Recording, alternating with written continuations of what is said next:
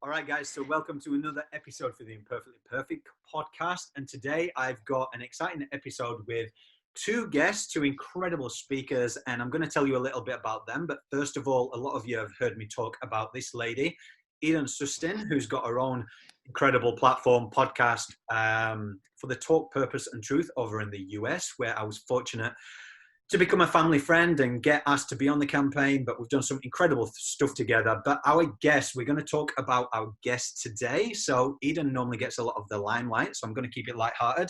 I'm going to turn to our Oh, guest.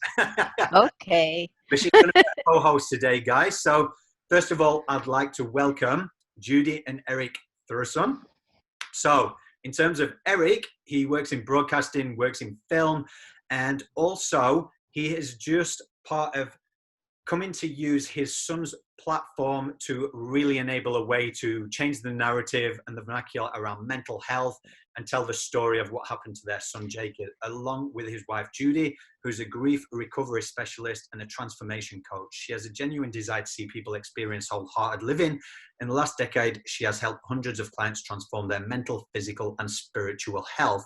Now, these guys are absolutely amazing. I'm very fortunate I've got to introduce to them by Kim and Eden themselves. They were recently on their podcast, and they've also just released the book on what happened to their son Jacob and how they've turned it into a positive to help other people along this journey through grief. So a little bit about Beautiful Tragedy, which is the book, is both a story of heartache and a guide to surviving. Judy chronicles her heart-wrenching journey from the moment she learned her 18-year-old son Jacob was found unresponsive from an apparent drug overdose, his time in the ICU, his ultimate passing, and a painful task of navigating grief in the days to come.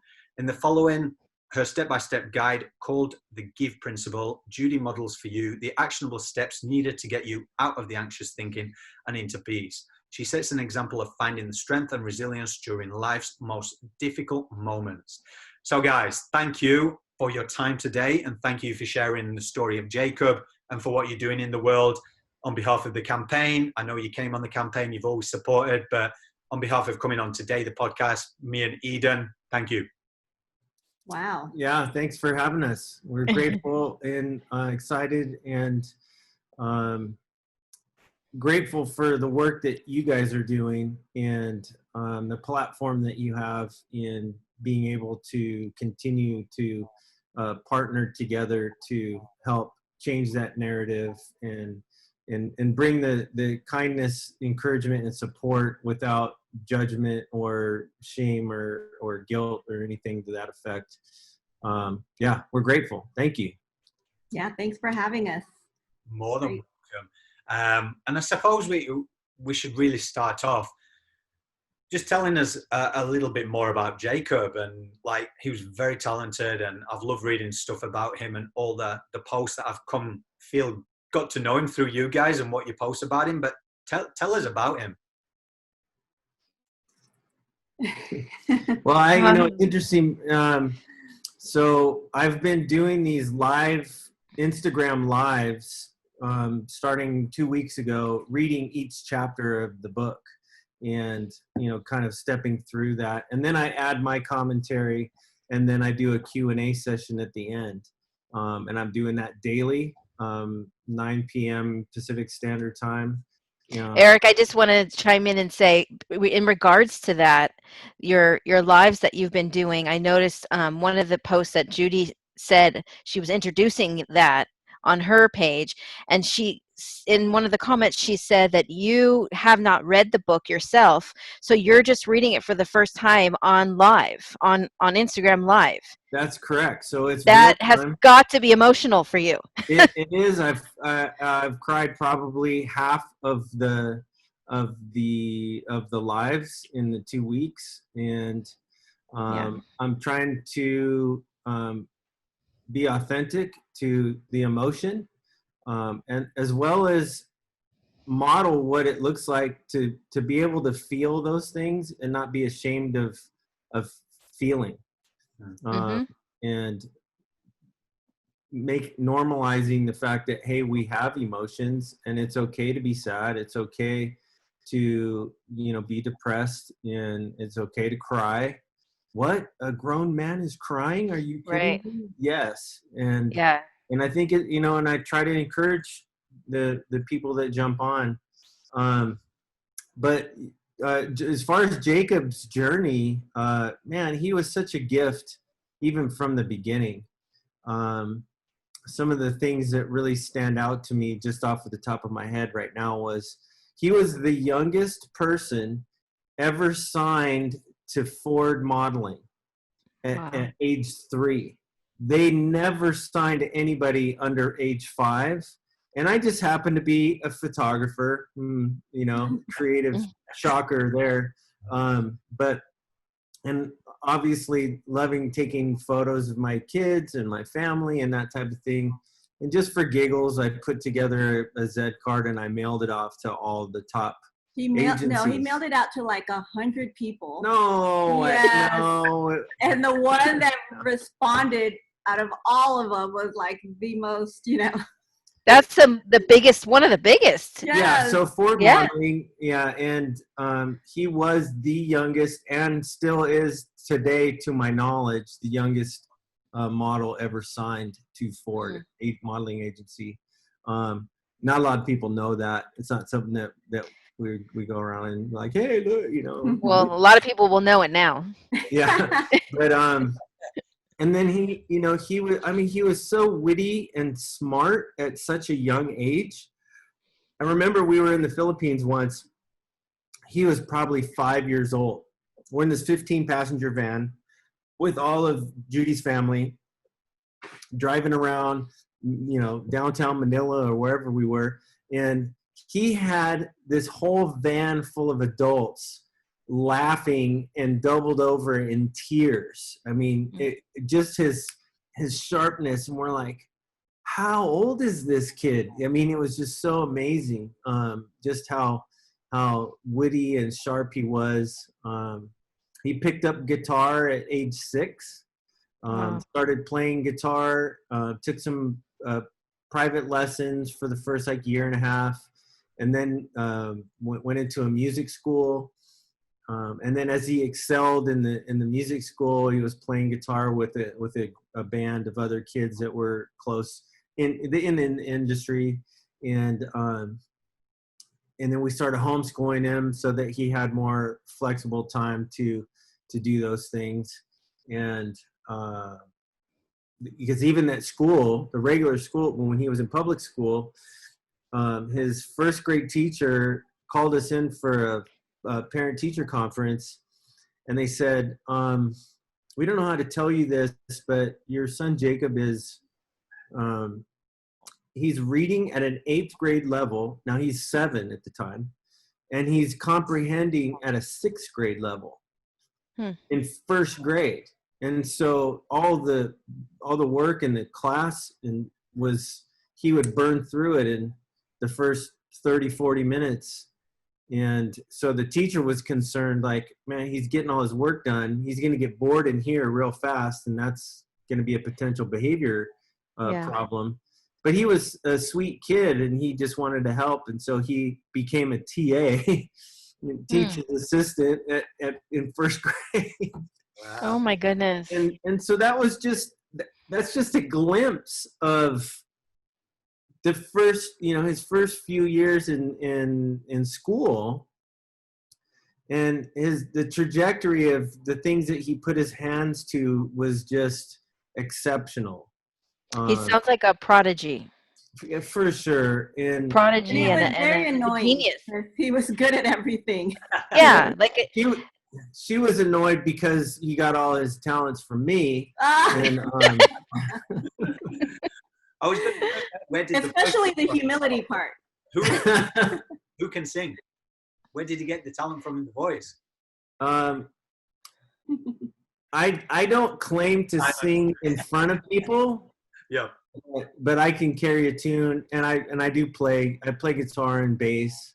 But yeah, she got the dancing gene and the good looks. So that's where. Yeah. Well, whatever it is, it's a good combination. Yes. Yeah. So have you guys heard of an? Oh, sorry. No, go Eden. Have you heard of what an Indigo Child is? No, never heard that. Yeah, that's what it sounds like Jacob was. You might want to look that up. Indigo Yeah. Child. Very, Okay. very wise, old soul. Yeah, that's the way you described him. It just sounds like, yeah, he was like older than the age he was. Yeah, for His soul sure. was older. Yeah. So when he was 10, Yeah. I came home one day after work, and he's sitting at the computer at the desk, and I walk up behind him, and I'm looking over his shoulder at what he was doing, and he had the command line open, and command line is where you're coding in whatever environment, whatever programming environment you're in, but you're using this command line. And he wasn't even using any kind of other coding tool. Like, he was actually coding straight code, and it was Java. And I'm sitting there watching him, knowing that people that I work with that do that are making well over 6 figures. And he's sitting here 10 years old doing this thing. And I'm like,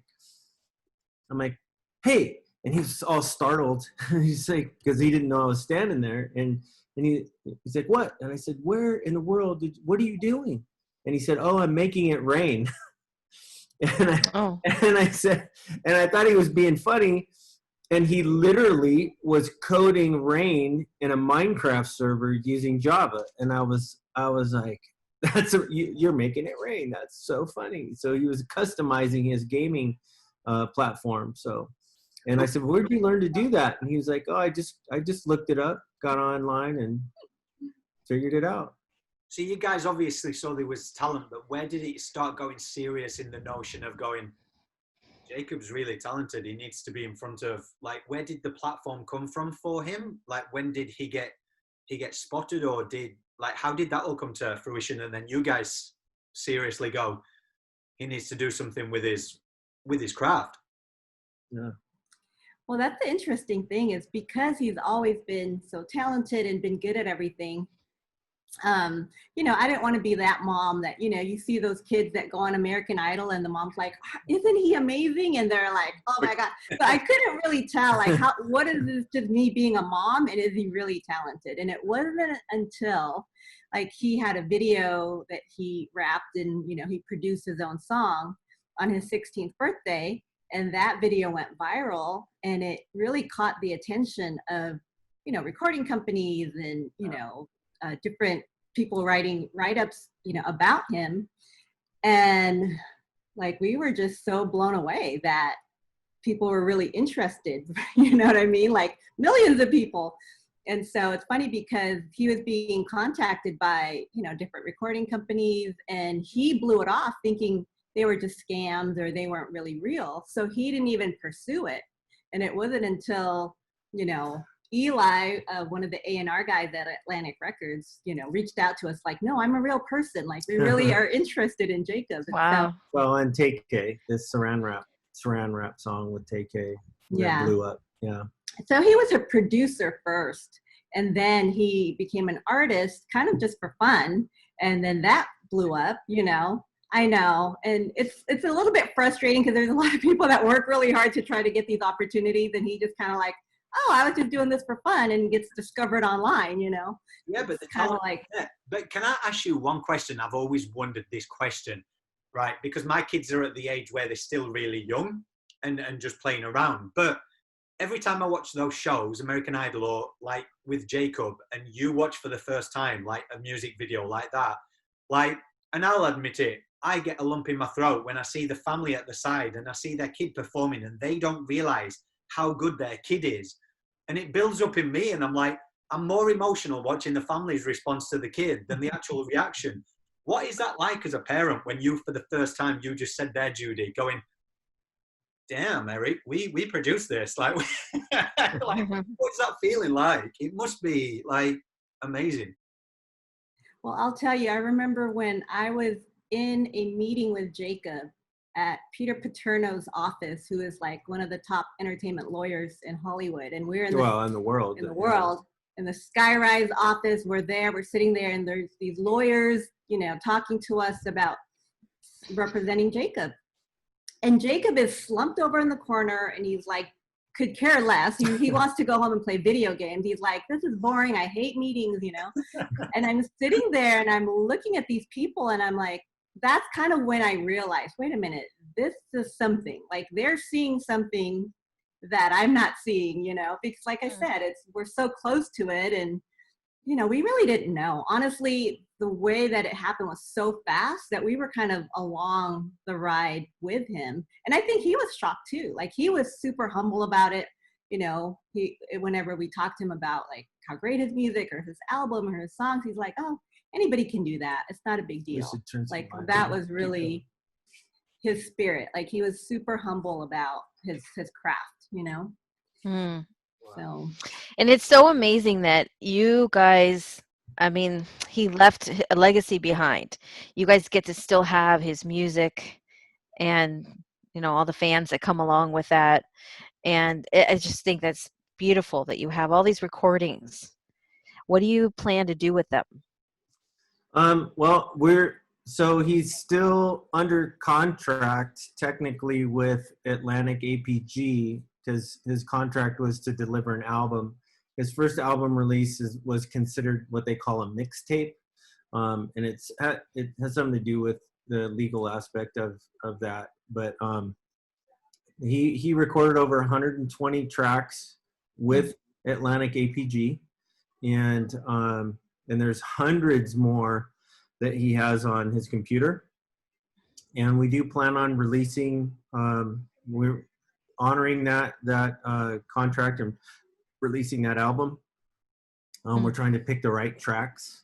We're trying to steward his art well, that honors what he was trying to do, Right. as well as honors the fan base and what they'd like to see and hear.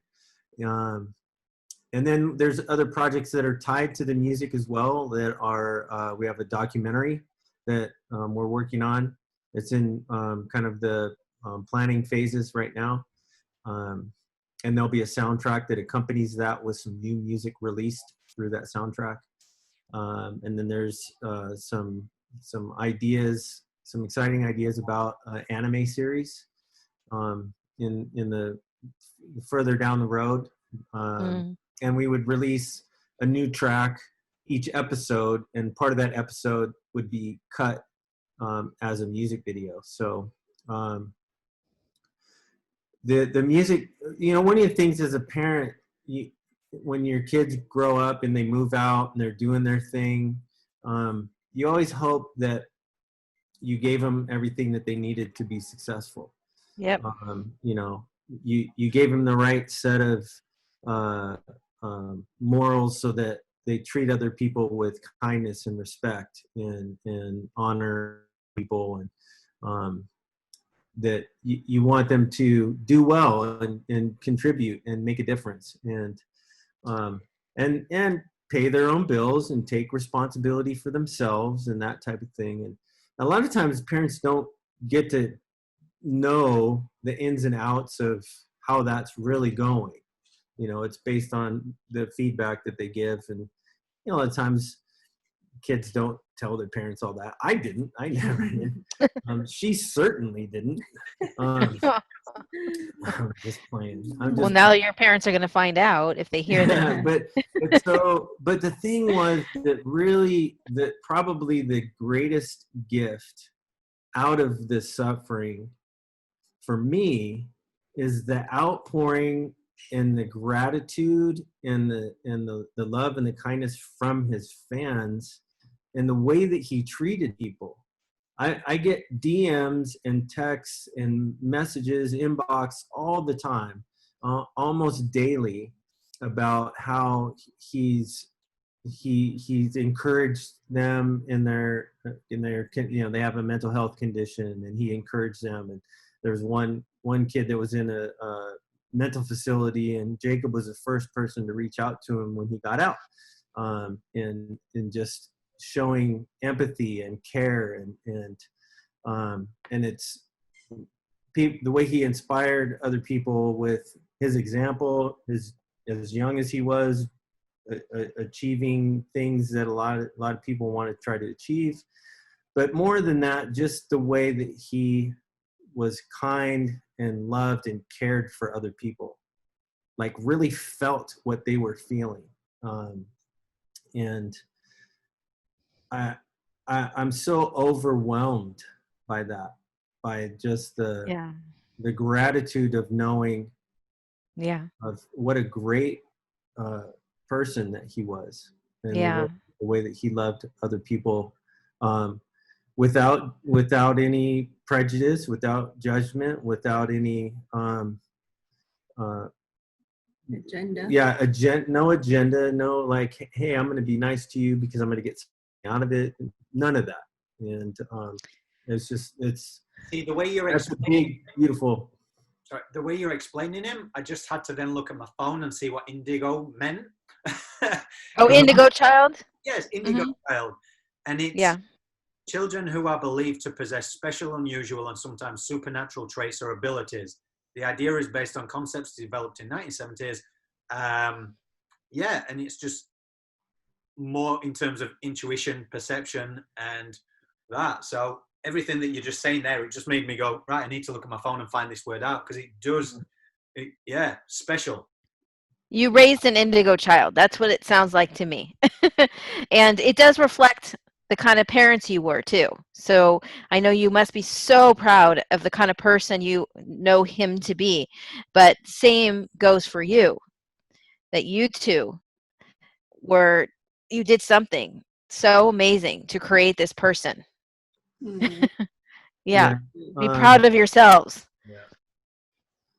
I think it's parenting is hard. I mean, you guys know. I mean, there's no like manual going, oh, these are the steps. When this happens, you do this, A, B, and C. And when this happens, you do A, B, and C. And there just isn't one of those, and you just kind of figure it out as you go.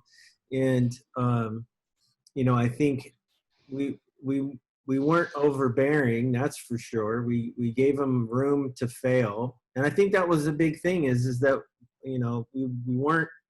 we didn't subscribe to the general consensus that failing is the worst thing ever. And even school system, they're like, oh, don't get an F. An F is the worst possible thing. But yet, you look at people that are the most successful in life, and they're the ones that have failed the most. And what they've learned is how to fail and do it in a way that was proactive. It was where they learned from it. And exactly. And I know, because you didn't require him to be perfect in any way, and it was okay if he made a mistake or if he failed. And and so somebody asked, like in the I think it was maybe last night or night before last, in one of the chapters where Judy talks about, she was asked the question, knowing what you know now, if you knew then, would you have let Jacob move to LA at 17? And her response was, yes. You wouldn't change a thing. No, because we can't keep them in a bubble. All right, guys. So in terms of just the general census, so that people who are listening to the campaign for the first time and listening to Jacob's story, can you just give us a breakdown of the story behind Jacob, so we can lead in towards the book and how you both got through your grief? Obviously, Judy from a mother's perspective, and then I'd love to know personally, Eric, from a father's point, because you've got girls as well, and trying to hold the family together at a time when you're both struggling, really. So, I'd love to, if you could share that with us. Okay. So as brilliant and talented and amazing as Jacob was, when he was about 14, 15, we moved from Los Angeles to Austin, Texas. And, he started to really retreat and just get isolated a little bit more. And unbeknownst to us, he was struggling with depression and anxiety. And, at that point, you just think you have an adolescent who's going through moody, growing pains, right? And so we didn't really think anything of it. But when we finally got him to a specialist, and he was struggling, pretty bad with depression, and he was given, medication and just different things. So that kind of started our path to this wrestling with his mental illness. And because Jacob was so smart and really thought outside the box, he thought that he could medicate himself, and found ways to go online to find, drugs that would help him, because the drugs that he was being given were actually making him worse, which is sadly, what it is, right? Where you're given a pill for everything. And it was just a really tragic, beginning of like, how do we, deal with the mental illness in a way that's holistic and natural, but that's not even an option. It's like right away, as soon as you get a diagnosis, it's all about just giving you pills. And so we went through that, that cycle. And when we found out that Jacob was actually, doing drugs and different things, like, it was just very challenging, because never in a million years would we ever imagine that would happen to Jacob. He was so free-spirited and so kind and so loving, all the things that we've shared about already. So for him to go down this really dark path of, drugs and self-medicating was just heartbreaking, So when you think about grief, the definition of grief is the end of a familiar pattern or behavior. And so I feel like for us, we started grieving Jacob kind of already at 16, of the Jacob that we knew and that we loved. Things were very different once the mental illness came in, once the drugs came in. And so it really just took a toll on us. And so to answer your question, like, how did I get through that is, if you read the book, I talk about the G.I.V.E principle. And G.I.V.E is an acronym. G stands for grounding, I stands for intention, V stands for visualization, and E stands for expressing gratitude. And I just kind of developed this daily practice of meditation. And the grounding part, I think, is really the most important, because it taught me how to be present, right? So a lot of times I can get stuck in the, oh my gosh, what did we do wrong? And how can we fix this? And just get anxious about like all the mistakes that we made, and like how did we get here? But that doesn't change anything. Or we can look into the future of like, well, how are we going to fix this? And what's going to happen? And is he going to be okay? I mean, I can't tell you how many, just sleepless nights we had, just wondering, is he going to be okay? What is he doing? And so the act of being present, the practice of being present, we were really able to enjoy Jacob like 100% whenever we were with him. And I think that was such a gift to be able to do that, because then we can like not have any regrets of things that, oh, we wish we should have said this, or we wish we should have done this. Because every time we were with him, we really gave him our full heart, 100%, just gave to him, Yeah. And no matter what, that's how everyone should live. Right? Yeah. It's not easy. I'm not saying it's easy. I know. But I feel like that's, for me, what saved me at that time was being able to be present with him, and he just knew 100% of the time he was supported, he was loved unconditionally. Even if we didn't agree with the choices he was making, we still loved him, So. Yeah. And I think Eric's not wanting to talk. I am. It's I hard. I remember the first time we took him to the ICU in the emergency room, because, he's saying he took something, and we found a bunch of pills and whatnot, and he acted really erratic and wasn't behaving usual. Like there was something that was wrong. We could tell. And I remember thinking, man, he thinks he's so smart. Like he's intelligent, but he's not being smart at all. And we actually had some disagreements because she kept encouraging how smart he was. And I was like, hang on, he's intelligent, but he's not making a smart decision here, because is that I'm like, he has no idea. Like he's not getting these drugs from a pharmacy that he was prescribed. They're technically street drugs. Mm-hmm. And as we all well know now, that fentanyl is making its way into everything. Yeah. And it's killing people. It's killing these kids. Their first time trying something. Maybe they're just experimenting. Like, why is everybody doing all that? And whatever their reason is. Mm-hmm. And they try it once and they're dead. And so I took all of the things that he had and I brought it to the ER, because I'm like, hey, if you don't know what he had, this is what he had, and maybe you got to do a lab test on it or something to make sure that you're treating him accordingly. So instead of, they're like, well, that's not how we do things. We look at his vitals, and I'm like, but this, I mean, I'm, as a parent, I'm like, hey, I know that this might not be what he thinks it is. And, but it was like, okay, after that, we're like, life is different now. We've got to figure out, we were leaning in, like finding an outpatient program somewhere where he can get some help. Counseling. We went to counseling and went through that. And then when he almost gets finished with the outpatient program and is about to graduate and been sober through the whole thing, some other kid gives him LSD at the last week. And then here we go. We're in the cycle all over again and back to the ER. And this time his heart rate was racing over 185 beats per minute. And I mean, it was scary. It was like, we don't know if you're going to make it through this. And he was 16 at the time.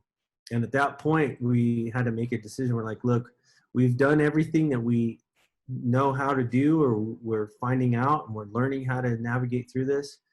You're going to go in an inpatient program at this point. And man, he was not happy about that. Sure. Because the rest of his, freedom as he knew it was coming to an end. Well, plus that was that kind of the beginning of his kind of popularity with his music. Right. And so he felt like, if I go away, like that's going to be the kill end. That's going to kill my music career. And we were like, we don't care. Yeah. Your life is more important than music. Exactly. So Yeah. Yeah. Yeah. Did he have? It was hard. Did he have the record deal at that point? No, he didn't. Not yet. But he was rising very rapidly in the underground scene on SoundCloud, and he had quite a following that we didn't really know about. And he was producing songs for these other big artists. Like probably one of the biggest songs was the song called Saran Wrap that he did on Tay-K's album. And then a few weeks after it's released, Kevin Durant from Golden State Warriors and NBA is tweeting his song. And Whoa. So we're like, wait, what? And so we knew he was on a trajectory, and we knew that he had talent. And from that moment, that 10-year-old moment of watching him code, I was never worried once from that moment on about whether or not he would be able to make a living and take care of himself and that type of thing. And he was doing that very thing. And he was making more money at 15, 16 than we were together selling beats online. So we're like, maybe we should take some notes from what he's doing. But yeah, to as a father, it's just hard. There's nothing prepares you for that night when 3 Austin PD are holding him down so that the paramedics can give him a sedative so that they can get him into the ambulance. There's nothing that prepares you as a parent to stand there and watch your kid in that environment, that's in that situation, in that circumstance.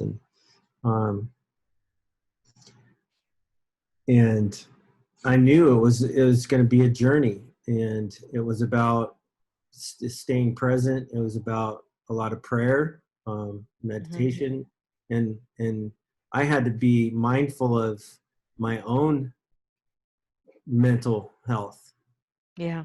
I had to check in and with counseling, and I had to check in with my wife and people, good people that would tell me the truth around me, you know, friends around me.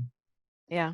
So that, because it can get very dark very quick, and it's not help. It doesn't help anybody.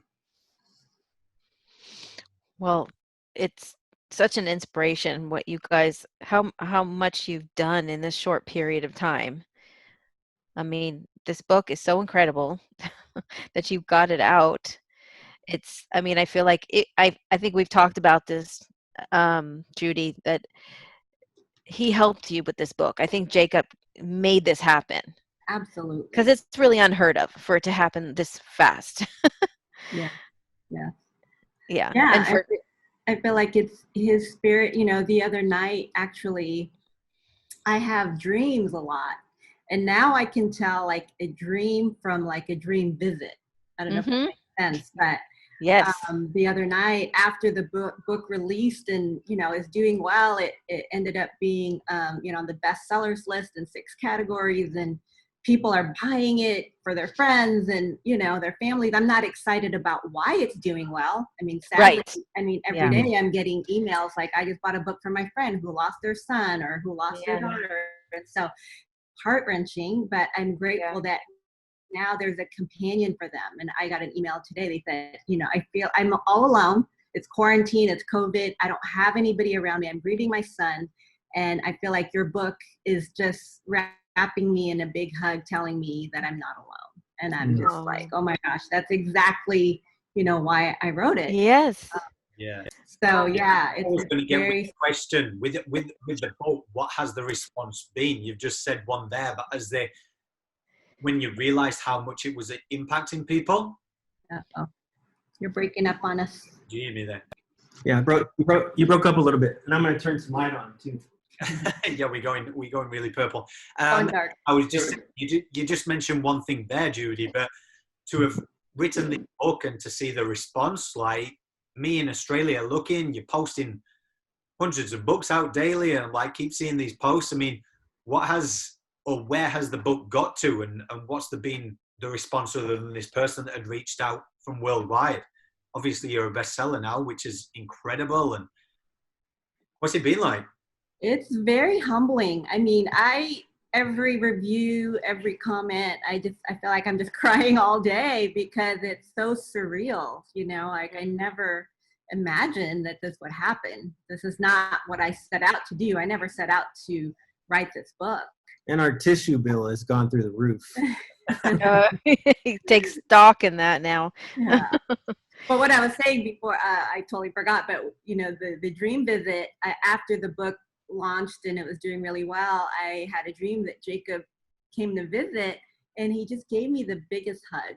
Like he was so proud. And I really believe that it's his story and he wants his story told. And I love there's so many young people reading this book because it's going to give them tools and it's going to give them, you know, a different lens to.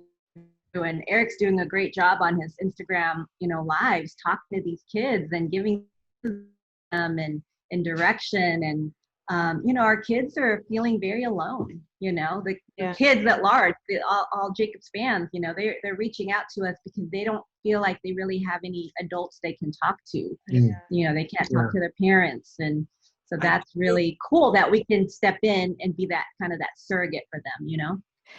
You mentioned earlier, Eric, about how proud you were to hear how much of an positive impact he made on so many other people, his peers, and it's interesting because if you look at it like from the bigger picture, from the outside looking in, you can see he's still doing that through the book. So this is why he wants it out there, because he's still able to be heard and to make a difference, make that positive impact, even though he's on the other side now. Absolutely. Yeah, and I mean, the impact that he's made through his music is probably even greater, at least at this point. And I can't even count the number of different, I call them kids. They're young adults. Part of me being old, everybody's a kid now. Yeah. But, just meeting them where they were at, the resonance of that, being able to feel the same thing that they're feeling and connecting through his music and sharing what he was wrestling with. And that gave them hope. It gave them just a little bit of hope that life could be different. It didn't have to, and numbers of, I don't even know how many total, but there's more than a dozen that I'm aware of, maybe 24, of kids that are still alive that were suicidal and contemplating just taking their own life, that because of the hope and the connection that he made with them, either that, mostly through his music, but through direct interaction on Instagram or playing video games or on a Discord server or whatnot. He gave them hope. He was like, it's not gonna always be this bad, and it will get better. And just the positivity. What is that noise? Can you guys hear that? Yes. I don't hear it, but I feel like I know what it could be. It's a spaceship. It's coming to take us. Oh, yeah. The aliens don't want nothing on Earth right now. They're not coming. We got to fix that, whatever that is. I'm sorry. But yeah, I think, and that's another beautiful part of, I think the book is so aptly named Beautiful Tragedy, because there are so many beautiful things that are in it, despite the suffering and the tragedy portion of it. There's a lot of good that's coming out, and I think that's a perspective. We can hold on to either side of that. We can hold on to, hey, there's some good, or we can curl up in a ball and cry all day and suck our thumb and not do anything, and nobody would blame us for doing that. Yep. We would I'm surprised you're not. Well, there's been days. There's definitely been days where it's just to get out of bed and get in the shower and eat some breakfast is like, it feels like an accomplishment. Yeah. But I think, we would get a pass. We would totally get a pass if we did that. Nobody would say anything, and it's totally okay. And it is okay to feel that, but it's not okay to stay there. And I think that, if we stay there, then all this good doesn't happen. Yeah. Yeah. And it's beautiful. You're you're doing something positive out of this. You're spreading love and light and healing. Yeah. Healing. From your tragedy. Yeah. Healing. So where can people, firstly, on behalf of the campaign, for everything you've done for us and supporting everything, what's next for you guys in terms of your advocacy? Because I know you're pushing this book, and we can do everything we can to help you with that. But I know you always talk about doing more things toward kids and getting the awareness out and everything. So where can people find out more information about yourself, about Jacob's music, about the book? Tell us everything. Well, you can go to judythureson.com.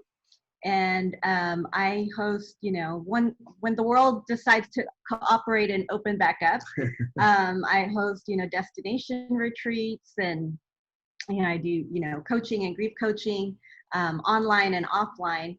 But right now, it kind of shifts. So right now, I feel like I'm focused on really equipping and encouraging the parents, whereas Eric is really doing a great job connecting with all the kids, on his Instagram and the people that he's talking to.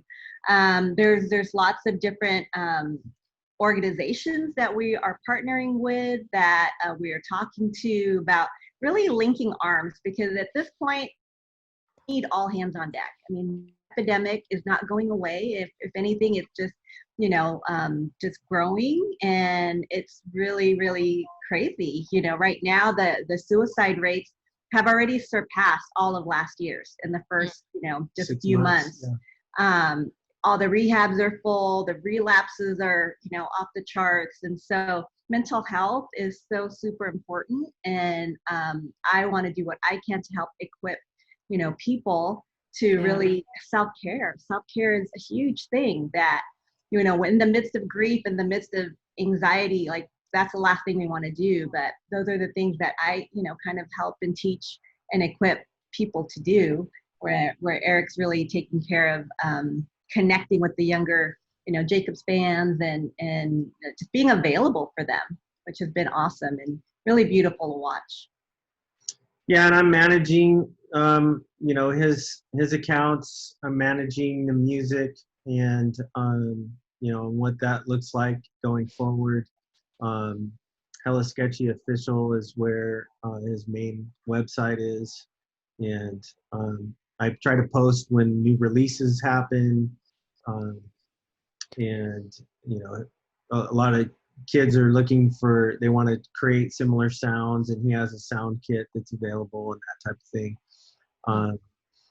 But really, it's trying to continue to engage that audience and continue to promote his legacy and his artwork because of the impact that's made, and then to be able to come alongside and provide a safe environment to have discussions without judgment, without shame, without guilt, without any kind of prejudice, and connect. Like, we don't claim to have all the answers, but we feel like we can do that, and then help people connect to the right resources that they need to be able to get the real help that they need, not just a Band-Aid. Yeah. And the book is available on Amazon in Kindle or paperback. And I'm excited. There's already 3 rehabs that want to carry the book on the resource table. There's a women's prison. There's, shelters. And so I just feel like the book is really just for anybody that wants hope, anybody that needs tools, and anyone who feels alone, that just needs to feel like, okay, I can get through, the darkest seasons of my life. So we want to do that. Well, we will be blasting it all the way through the campaign socials and all on the website. So we'll be putting all the links below, guys. But I just want to say, on behalf of the campaign again, on behalf of myself and my co-host today, Eden, thank you for taking this time out to share Jacob's story, to share the amazing work that you're doing. Welcome. Yeah, it's such an honor to have you both on, and to have got to know you behind the scenes as well, and talk to you now and again. And yeah, you're amazing people doing amazing things. And we all know that Jacob's there pushing it along with you and smiling down, and you're amazing people. Yeah. Oh, well, so are you guys? Yeah, we're grateful. We thank you, and truly the honor is ours to partner with you and Eden and what you're doing. To be included in that number is a real honor, and we're grateful to be able to partner with you to continue to spread the Imperfectly Perfect campaign, and help make a difference, and bring light in the darkness, for sure. Yeah. Well, it's very much appreciated, and that's all it is, changing this narrative around and getting these hard conversations started, I believe. But before we go, co-host Eden, would you like to say anything? Oh, you put me on the spot? No. You never normally lost for words. Oh my goodness. Well, I mean, I had a couple thoughts. I have Judy's book myself. I already read it online, and I was just so excited. I got it yesterday. I'm going to be sharing with everybody I can. I am a medium, and I see probably 99 out of 10 times when I meet with a new client, somebody on the other end comes through that took their own life, or that they had what is it, accidental overdose. That it's just so common, and a lot of it is fentanyl. Right. So I see it from that point of view, and I just think that this book, these people need to see this book. So I've been sending a lot of these moms to Judy, and hopefully are connecting. But I mean, there's so many people that we can touch with this. And I'm just really happy that I feel all of our hearts are in this. Like, we're in it for the right reasons, and it feels like it's just like a divine connection with all of us. Yeah. Absolutely. Absolutely. When you speak to Eden on the side and she tells you stories who brought us together and how people are connected on the other side, it's amazing. So guys, I mean, again, thank you for everything. And for those people who are listening, I'll drop all the links on all the socials and the podcast, where you can find all the latest episodes, including this one with Judy and Eric, on Spotify or iHeartRadio. Until next time, guys, take care, have those hard conversations, and look after yourselves. Thank you. Thank you. Love you guys.